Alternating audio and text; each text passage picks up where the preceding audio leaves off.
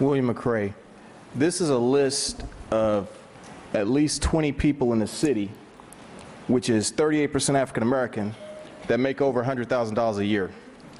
We only have one African American, Mr. Samuel Thomas, who makes $100,000 a year of taxpayer money in a 38% African American city.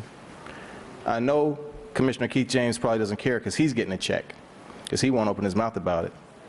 Commissioner Robinson, you're leaving. You need to speak out on this. You really do. We need a voice. The charter school issue, at first I was a little bit leery about it, but the public schools are failing us right now. They failed our children.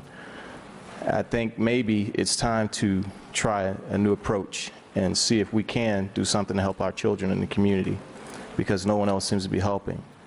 But I think we need to stop wavering. If we're going to move forward, we need to move forward. If we're not, then we need to stop. But I think you need to move forward, Mayor, if you're going to do it, and don't waver. Make it happen. Find the best applicant for running the school and move forward, please, if you're going to do it. The city of West Palm Beach has been extremely fortunate that we haven't had a Trayvon Martin incident, or we haven't had a Michael Brown incident in this city, because when we have black males get beaten like this and not one commissioner or mayor says anything about it, or has a chief come in here and say what they're going to do to change the culture of the police department, no one still has addressed that issue. It is disgusting, and it's a disgrace. Elijah Cummings, a U.S. congressman who got beaten by police in the 60s fighting for rights, said it is a disgrace that Ferguson has a 70% black city, 3 black officers out of about 70 officers. It is a disgrace. West Palm is right there. Right there. And we need to hire more black officers. But the chief and the administration will come up with excuses as to why they won't. And I got to tell you, when Ferguson happens here, and it's coming, don't say I didn't warn you.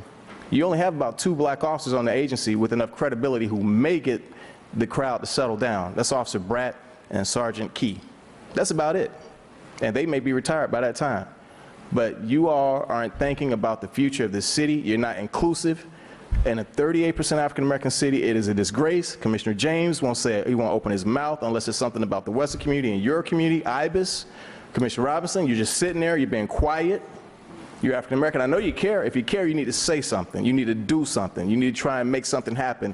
Nobody here cares. Nobody here cares about the taxpayer base in this city. And when it goes bad, don't say you haven't been warned. You've been warned many times. And you have been fortunate that it hasn't happened here.